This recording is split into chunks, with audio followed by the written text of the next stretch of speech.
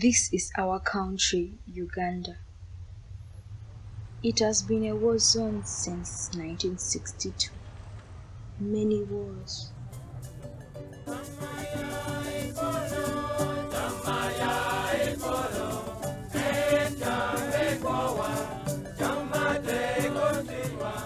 They killed many innocent lives and gave birth to many innocent lives too.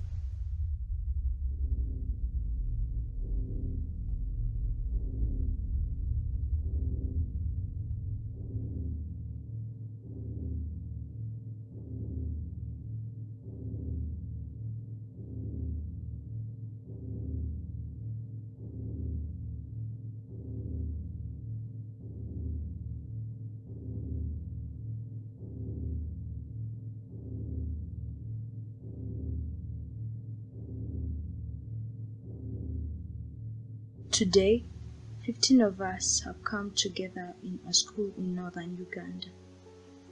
From this place, 24 years ago, some of our mothers were abducted. We are here to tell our stories, and then we will perform them.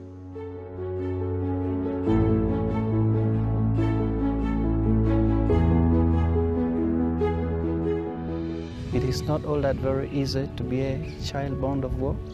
I never knew that I was going to be born a child of war. I didn't write an application that I should be born out of the captivity. Okay, as for me, what I'm thinking, story. Telling story is very important. Because it can change a lot from people. Cool. Very good. Can the other guys, sort of like, because he's feeling a little bit by himself, tap him on the back, turn and go like, hey, what? Pull his head, I don't know, do something. React with him. A child that has ever been produced in this world. Look at this. A child that has been produced in this world. No, a child, pardon. you. Okay. A child Atin. that has ever been Ame produced in Onywalo this Ilum world has got a father, Mutie kere papere. whether dead or not. Akari bedu tanyope. I didn't even knew my father. That one was the worst thing. Because mom told me that when they captured her, 5 energetic men raped her that night. And as a result of that rape, she became pregnant.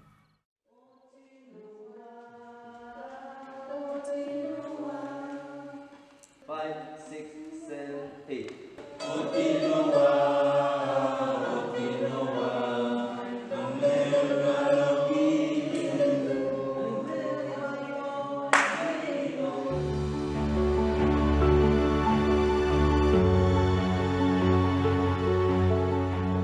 Each and every one of us still have wounds in their heart.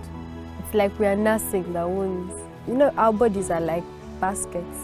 We have the lower part where we keep our secret compartments that we never even share with our best friends.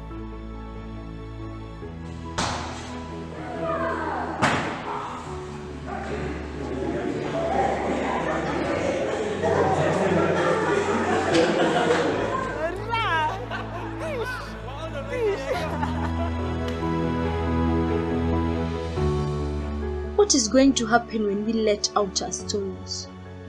What will happen when we sing, dance, come together? We don't know.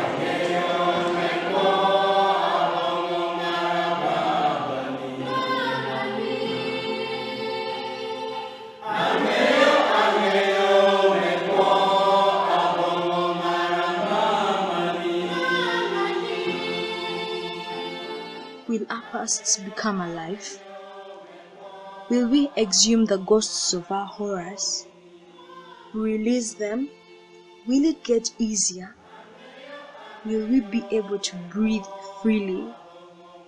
We will find out.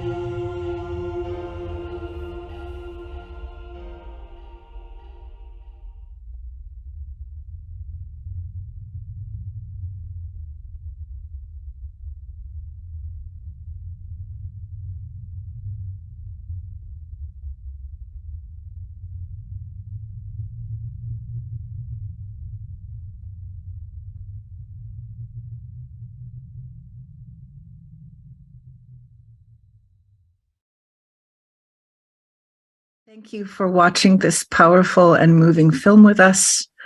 The Wound is Where the Light Enters.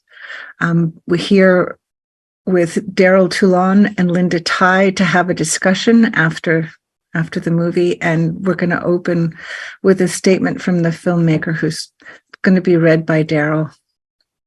Yeah, so this is a message from Dheeraj Akolkar, who is unfortunately right now in the middle of another shoot somewhere else in the world. And he says, welcome. This is a very special film, which at its heart has tremendous specificity and is honest to its context. But at the same time, we have tried our best to make it as universal as possible in addressing key human themes. A film that would have been impossible to make without every single one of its contributors, but especially the ultimate bravery of the 15 children born in captivity during the brutal and unforgiving conflicts in Northern Uganda. And to Dheeraj's message, I would like to add that this was really possible through the work of Sabine Lee, who was a researcher on children born of war at the Birmingham University, and Eunice Apio, who is a fellow of the Birmingham University, but is from Uganda and directs the Facilitation for Peace and Development, an NGO. And with this NGO, it was possible for us to identify and select the children born of war for this project. And during the course of the production, the work of the psychologist Peace Otuko Peace Toneva is as instrumental as could ever have been. That if there is any artistic development or personal growth, it is from the combination of all of these people. Thank you very much. And again, on behalf of Dheeraj, that he cannot be here, he sends his apologies. Thank you so much for reading that statement. And that leads me to questions of context around the film. You answered some of them, but I wonder, how did you come to be connected with this group of people? And how did you come to be conceiving this project of finding their stories and expressing their stories so powerfully? Thank you. That's a very important question. It's a journey that began actually 7 years ago with my first journey, my first arrival in Kosovo to work with the Kosovo National Ballet, where within a short space of time, I realized that the people I thought who were going to be dancers in a dance piece had actually survived the Kosovo War between the ages of 2 and 6. And at that point was a wake-up call. It was a page turner, and I threw out my rather lofty artistic idea and decided I couldn't possibly do anything else but tell their stories to the world. I was shocked. I had never experienced something like that, and I thought these stories need to go out. I couldn't possibly do anything else, and thus began in 2014. A series of dance productions which stopped being dance. They were something else. In the process, I realized I was actually making a documentary using dance as the form and theater as the place where it happens. And so this genre I've developed since then, I call docu-dance theater, and is based on the biographies of the people who are in front of me. That's a start. And everything else comes out of it. So a couple of pieces, 3 productions in Kosovo led to questions and answers to various aspects of surviving the war, coping with missing people, being witness to atrocities, and at some point, yes, to wartime rapes. But what was haunting me at the time is, okay, this was 20 years ago. So if there were babies from these rapes that nobody talks about, where are they? If you do the math, there should be a couple 10,000 20-year-olds who are hiding or roaming. I remember myself when I was between the age of 20 and 25, there was no plan B. I was ready to be out in the world and to be myself. And I asked these questions, and nobody was able to give me an answer. It's really the untouchable. I think society as a whole would like to believe that the story ends with this horrible rape, that there are children as a result, that these children enter the world in the most unfortunate of circumstances. That is a big question, and it did not let me go. So I embarked on my indefatigable search through the internet, through every single way that I could, with no map, with no plan, but just knowing I need to find this answer. And the answer came by discovering an article about an 11-year-old at the time Bosnian boy, Alan Muhic, who was, there's a short film about him, there are interviews with him where he actually said, I was abandoned, my mother was raped by a Serbian, and I would like to understand this. And immediately, this was now in 2016, 2017, I thought, there is one. His name is Alan Muhic. They do exist. I need to find this guy. Then so the search, then it was almost like he became I don't know, a lighthouse on the shore. I'm still on the choppy seas, and the search was refined. And then in that I came across the publications of Sabine Lee, who was heading an international program, training, heading research on children born of war. Sabine's Lee publications then led me to Bosnia, where there was a conference on children born of war in Sarajevo. And when I visited this place, I met a whole set of international researchers. It was like I fell into a different window in the universe. And conversations there in Sarajevo, and again at the University of Birmingham, where I met Eunice Appiah, who is the director of the NGO in Uganda. And in the meantime, the project then had a name, In the Name of the Father. There has been one chapter done in Bosnia, and this chapter, Otino Onywalo Ilum, in Uganda, happened in 2019, and the last performance we did was in 2021. So there is a performance that has been performed more than once, that was created as this film was being made.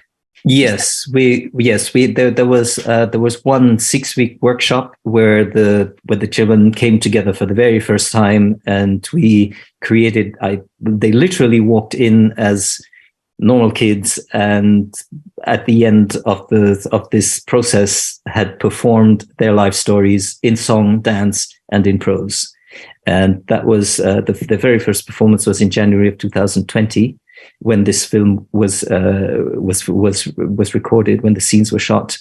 And there was a reboot that happened in May of 2021, where we were together again for 5 weeks and did 5 performances in the rural, the central areas of Northern Uganda, and also at an international festival in Lake Victoria.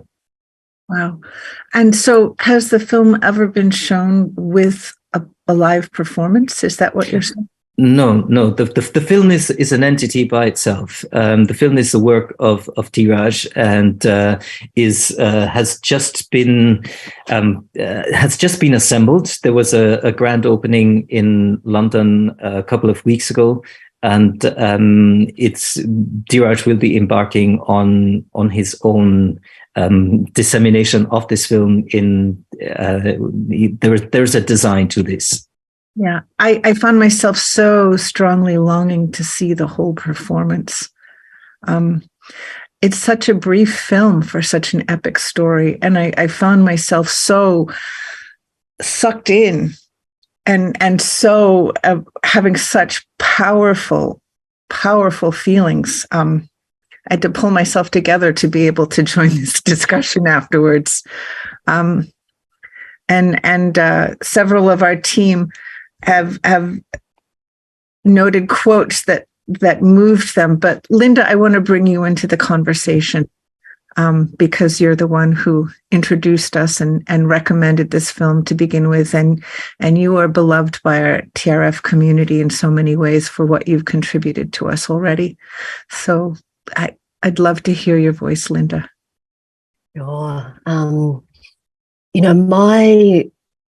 my meeting of Darrel occurred during a point in my own journey, professionally as well as personally, where as a former child refugee and as an adult child of refugees, I was reading into the professional literature.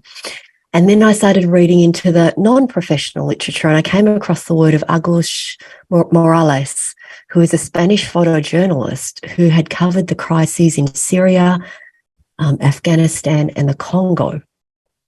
And in the reading of his accounting of having spent 20 years doing this work, there was one thing that just really landed for me. He said that rape was used as a weapon of war in order to force displacement, that people would go back to their homes and their homelands and their villages after their homes had been burnt down, but they wouldn't go back if they'd been raped.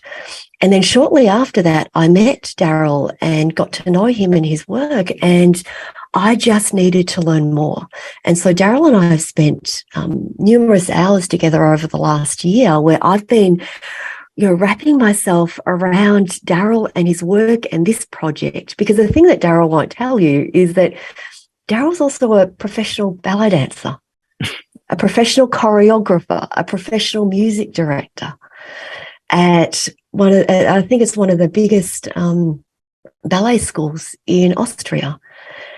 And yet this is the work that is his passion project and has become increasingly so over the years. And so I've put together some questions that I hope will provide the audience with a context for the social impact of his work. Yeah. So firstly, Darrel, the location of this residential workshop holds incredible significance. So could you tell us a bit more about the history of St. Mary's College, Aboke? Yeah, St. Mary's College, Aboke was the location where in 1996, the LRA rebels abducted 139 girls and took them into the bush. Some of them were released after a lot of pressure. The head of the school, the Mother Superior, went on foot into the jungle to get her girls back. And she was given some, but not all. And she said, until we have all our girls back, we don't stop. There was a Concerned Parents Association formed by parents of these girls, and they went on an they went on an international campaign, going to the Vatican, speaking at the UN, to make the world aware of the kidnappings. But it was not so easy. Some of the girls were in the bush for as long as 8 years. And the very first thing that they did was they had to just walk through jungles from Uganda into South Sudan, constantly on the run. Those children were born under bullets and bombshells flying off, and the first 5-6 years of their lives was literally dodging bullets, like you heard in the film. They were abducted from St. Mary's College, Aboke. And on the very first visit to Uganda, Sabina Lee, myself, meeting Dr. Eunice Appiah and going into the region, Northern Uganda looks really beautiful, but it is huge, and you just feel that the ground, the trees have witnessed so much. You feel that the air is still laden, that the people are still harboring the war in them. It's everywhere. So one doesn't simply fly to Uganda and make a peace with kids. This was rather a long process of accommodation. We went in May of 2019 and visited St. Mary's College, and because this was the place, and it was very clear to me, we have to let this has to happen here. And so we were literally on ground zero, you could say. But from the cultural leaders, from the school direction, from the NGO, it was very clear, yes, this is the place. And it's miraculous, yes, because the St. Mary's College of Bouquet is where one of the leaders of the Concerned Parents Association said she went every time back full of rage, full of hate, full of pain. I want my daughter back. I want all my daughters back. And every time she went back, the politicians could not help. The army could not help. And these daughters were just missing. It's the pain of hundreds of teenage girls. And I suppose it's just the way the mothers or the parents from St. Mary's of Bouquet felt about the kids who were there. This was not the only place where these abductions were happening. So you feel connected, and until all of our children are back, our children are not back. And one of the leaders of the Concerned Parents Association, Angelina Atyam, she was invited to come and speak to the kids when I wanted her to come on the opening night. I had met her in May of 2019, and the way she spoke and what she mentioned something about, you can only get through this if you have unconditional forgiveness. And I was like, what is unconditional forgiveness? You forgive. But no, unconditional forgiveness to be able to move on. And she came and spoke to the kids on the very first day. It was very touching that she said, this is the very first time I am driving back to this place without pain in my heart. And I would never have believed that 20 years ago, I would be coming here to speak to you, my grandchildren. You are the light that came out of the darkness. And I think in that sentence, we see that there is hope, that even a place that is drenched in blood and suffering can be transformed. The children had no idea what that meant for Grandmama Angelina. For her, it was more than just a trip up into nirvana. And actually, this line, "You are the light that came out of the darkness," is one of the leading lines in the song that we wrote, which you see me writing with Ambrose. That leads me into my next question so wonderfully, Darrel, is that, and this is something that that I know as a trauma therapist, but you don't do it so well as a theatre director, that when we can begin to work with something that's so taboo and when we can externalize it, then that thing no longer owns us. And then we can interact with our past in new ways, and we can cultivate a different relationship with ourselves, with our past, as well as with others in our lives. And we can speak our story. And art allows us to approach the taboo by transforming it into a thing of beauty, because the stories are so deep, so gut-wrenching, that you can only appreciate it if you can turn it into something that has all the trappings of good theatre and good performance. So you co-create a performance with these young people who are the result of forced motherhood, and yet you then take that show on the road. So could you tell us more about the audiences for their performances, as well as the social impact of these performances? Yeah, the first performance we did was in the St. Mary's College, and it was a very closed audience. I think there must have been maximum 30 people. They were primary caregivers, social workers, well-wishers. And the children were obviously very, very nervous, but they pulled themselves through and they did it. My God, they did it.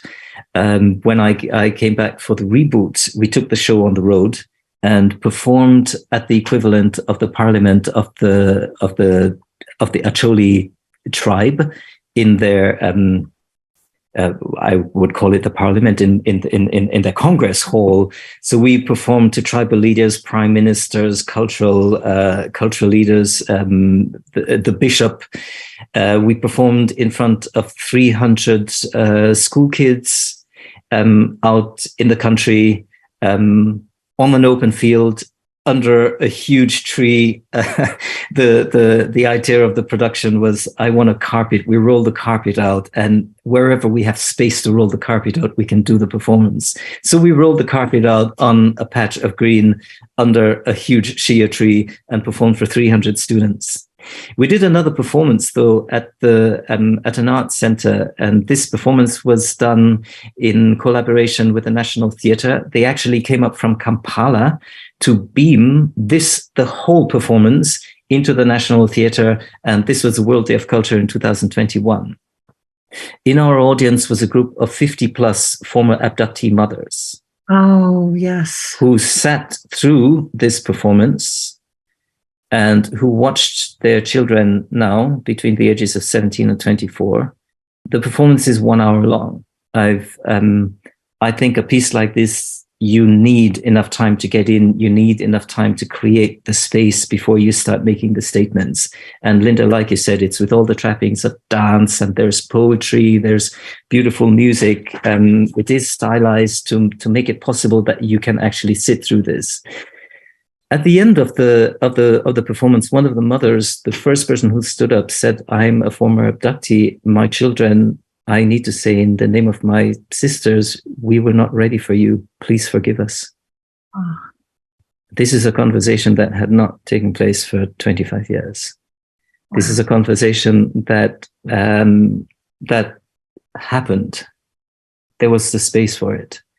She then started to cry and was incredibly overwrought by her emotions and had to stop and had to be comforted. Whereupon a second mother stood up and said, "My sisters, we cannot break down and cry when our children ask us questions. We have to be as strong as them. Look at them standing there." A third mother stood up and said, "I'm so happy that our children are saying this, because when we speak to our cultural leaders and say that our children have issues, they don't believe us. And now they can hear this." And so in the space of one evening, a couple of hours, the children were witnessed. The children were given a space to stand on stage and say things like you heard him saying, "She has to tell me the name of my father. It is my right to know the name of my father." That's just one sentence from many of the truths that came out. And speaking of truths, a lot of times to be able to get the performance in a quality that we could work with, I had to say, "You don't act, you are just saying facts. These are just facts. These are your facts. They're his facts. We're just saying facts. That's all we're saying." And so it was possible to see how the performers could create a space. Yeah. The other thing is the dance. You notice there's a lot of partnering. There's a lot. It's very close. It's contact improvisation. They're floating up in the air. That is completely different from the traditional African dance, which is usually everybody's got their own feet on the floor. Everybody's standing on themselves. There's not much double work. You don't give somebody your center. So purposefully, I went into this very elated movement, very, very light and transcending gravity. I wanted this transcendence of gravity, that they feel that they're in a safe place enough to just like rise and fly off. And I think for the audience, it was like, this is weird kind of dance. But if they did not understand the dance, they knew who the dancers were, because these were our kids. And we spoke in English, we spoke in Lango, we spoke in Acholi. Yeah. There was everything happening there. There was the space.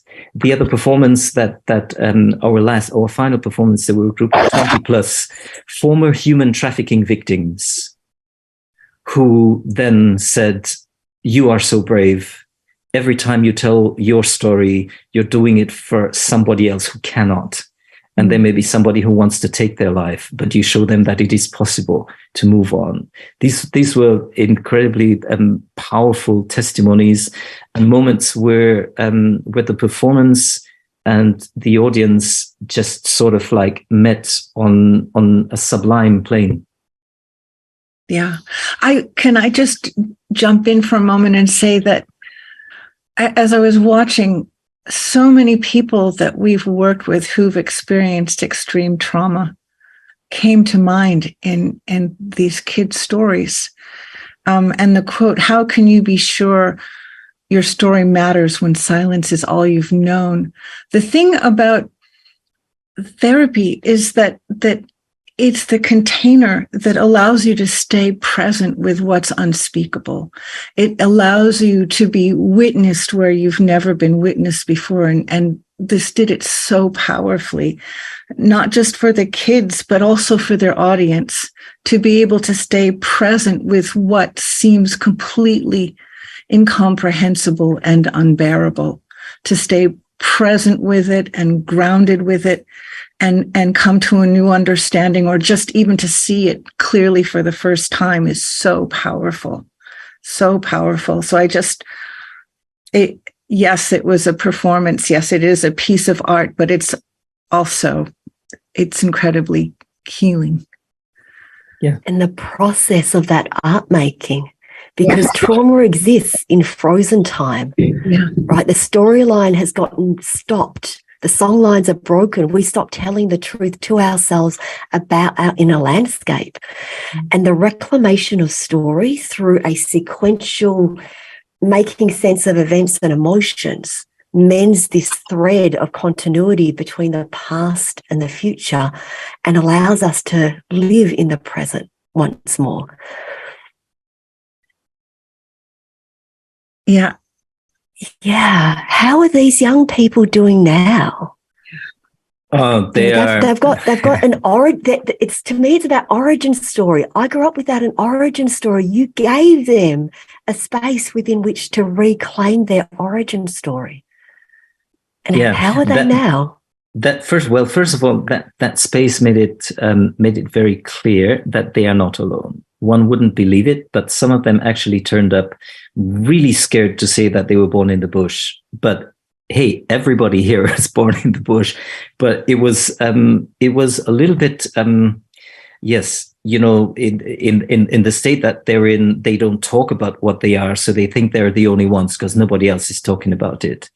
And actually, it turned out that 1.5 years later, after we first met through a chance conversation, one girl said, wait a minute, who did he say was his father? And then she said, Darrel, I need to go home on the weekend. She went home on the weekend, said, I need to speak to my mother. She came back and she said, he is my brother. After 1.5 years of being together, through a chance mention of, you know, and so she is in the process of helping him to go to the land of his father. They became like family. I mean, I still have very, very close contact with them. We share a lot of things, photographs, telephone calls, everything. They became a family. They were not alone. Through the strength of being able to stand on stage and deliver text and to learn text, one of the guys went home back to the village, to his village, and realized, no, I have to do something. I can do something. What can I do? I can stand in front of people. I can speak. And he went and he started a teacher training course. Not only is he doing the teacher training course, but he campaigned for himself to enter the council.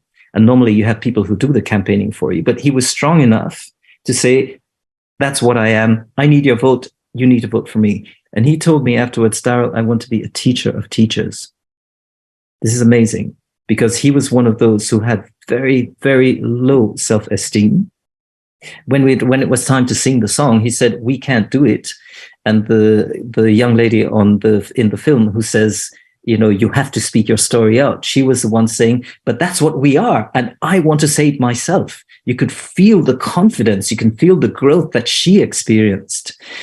She and another are also studying to be nurses. Actually, the other is already a qualified nurse working as a nurse.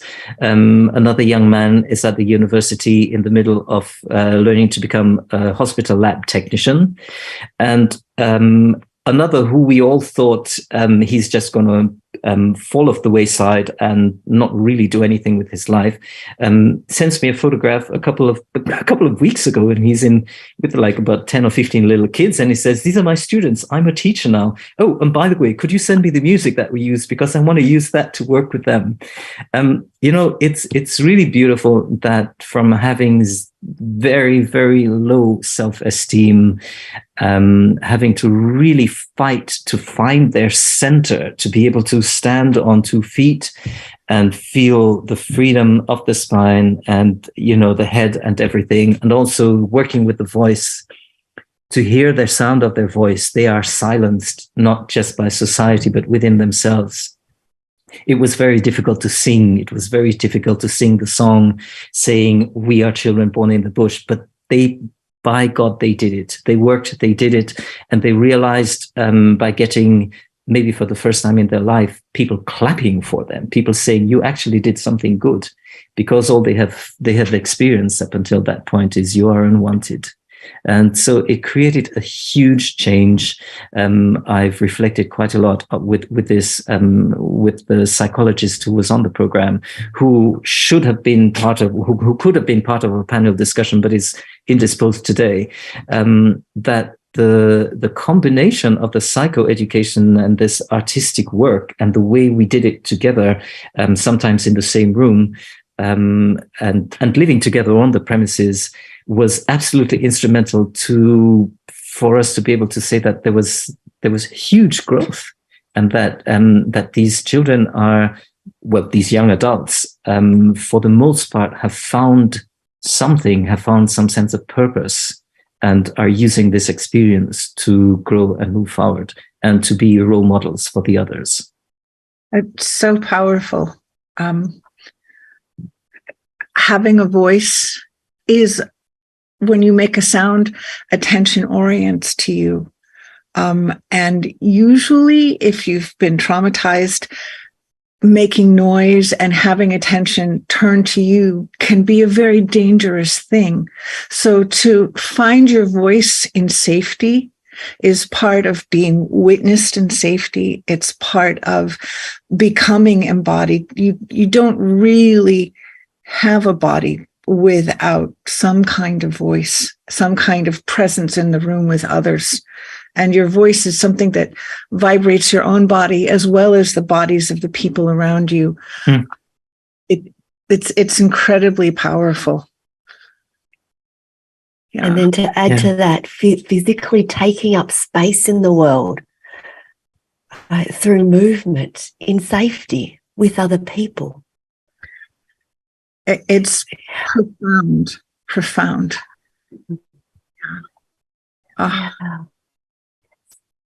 Yeah. So Darrel, you have a website? Yes.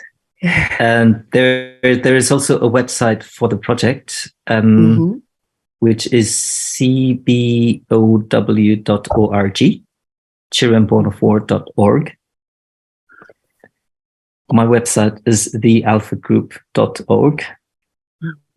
Do we put this somewhere? Can I write this to you, or if you drop that in the chat, I'll put it in the YouTube for everybody to pick up. Okay, all right, very good. Thank you. And in our follow-up blog too.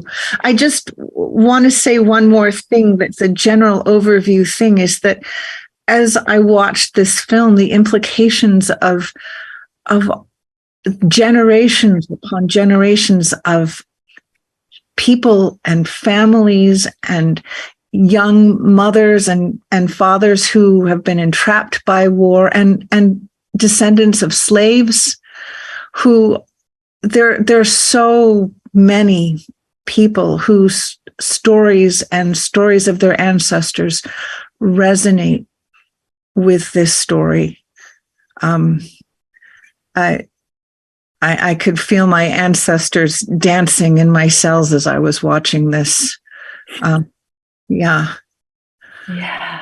And Darrel, do you have any more similar projects happening?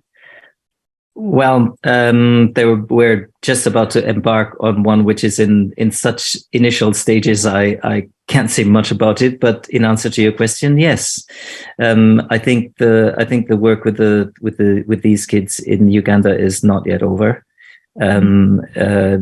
We're looking at a project that was made with 15 who were selected from a group of 53. 53 is just the ones who were in the area where we were, but there are other tens of thousands of children from abducted mothers.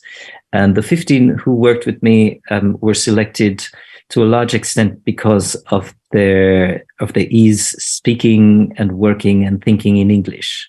So our currency of communication was the English language. If you imagine that these children who have experienced a transformation, if they could be trained, if they could be given an insight into the methodology of the transformation workshop, and they would be able to, in their language, go beyond where English is not it just doesn't work. They would be able to work with thousands of other children born of war. In a situation like this, basically you need a space. Okay, well, you got a lot of space. There's a mango tree. If you don't have it, there is a space.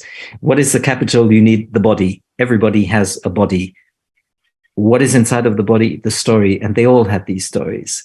So this transformation is, it would seem as if it's the most organic way of getting out of this place of silence, of not moving. So everything is frozen, everything is held, and finding a way to let the imagination, in creating the piece, there were some moments where I asked them, like you saw, we actually spent a lot of time writing, just sort of free associative thinking, and a method which I call sprint writing, which it's at first I wanted them to write and they got very upset or they got very tied on and said, okay, let's have a sprint. So I developed this sprint writing, and we sprint write on certain topics for just 15 minutes. It's 3 times 3 minutes and then 1 time 6 minutes, and produces this really beautiful text.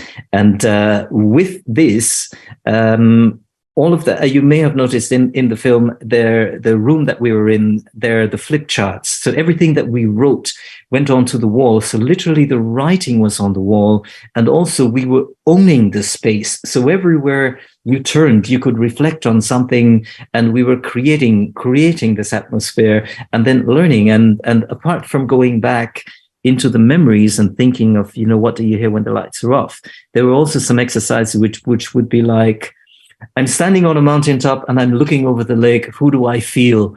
And so it's like purely, let's just like, could there be a space where we just try to be, I don't know, a prince on a horse or whatever it is we all wanted to be when we were little kids in our fantasies, so that there was a space for this, because they have not been given this chance. They have not had the luxury of being able to think, I could be on a boat, or I could be on a plane, or I could be flying over a mountain. And it would be the release of the imagination to make it free, to make it possible to endure all of this other stuff, and to be able to transform that and turn it into a thing of beauty, like you said, Linda. Darrel, I'm going to reiterate that I really, really long to see the performance with this film. If there's any way for you to film a performance, I'm taking that to heart. That will have to be the next phase of the project, with help from everybody. I hope with help from everyone. Let's see if we can help make that happen, because I think that there's a way it's incomplete without really seeing them fully own the story in this performance. Would be so powerful. I think it would be the fitting end to this film. Well, I take that to heart. Thank you very, very much. I really appreciate that. And this won't be the last that our audience sees of you or this film. And I'm so grateful that you were here today. And thank you, Linda, so much for bringing those discussion points, for bringing us together with Darrel and this film. I'm so, so grateful. Thank you. Thank you, Licia. Thank you, Linda. Thank you, Trauma Research Foundation, and everybody else who has been involved in the many emails and organizations and the backing and forthing. It has been really wonderful to be part of your community. I appreciate it truly. I'm very grateful. I thank you. And I have to thank our team for letting us have a longer discussion than they anticipated. It was just too good to cut short. We do have another film this evening, and I think Laura is going to just tell us a bit about it. And thank you again. Wow, thank you, Darrel and Linda and Leisha. It was a beautiful and powerful discussion. And I just want to add my appreciation to Darrel and to Linda for being here. And I loved hearing about how many of the students are doing now. That was just really, really wonderful. So thank you to everyone in our TRF community for being with us for this matinee performance of The Wound is Where the Light Enters. We hope to see you later this evening, or whatever time it is for you, 7 p.m. Eastern Standard Time, for the documentary film Being Michelle. You won't want to miss this. Please visit our website to view the trailer. And I just want to remind everyone once again that we'd love your audience choice vote so that we can award $1,000 to the winner to donate to a qualifying charity. And this film festival is brought to you as our gift to you without cost. If you are in a position to do so, please feel free to give a donation towards the Film Fest on our website. Your donation goes towards supporting the costs of producing this program and supporting the filmmakers. So thank you again, and I hope you all have a wonderful day, evening, morning, whatever it is. Thank you. Thank you. Bye-bye. Bye-bye. Thank you.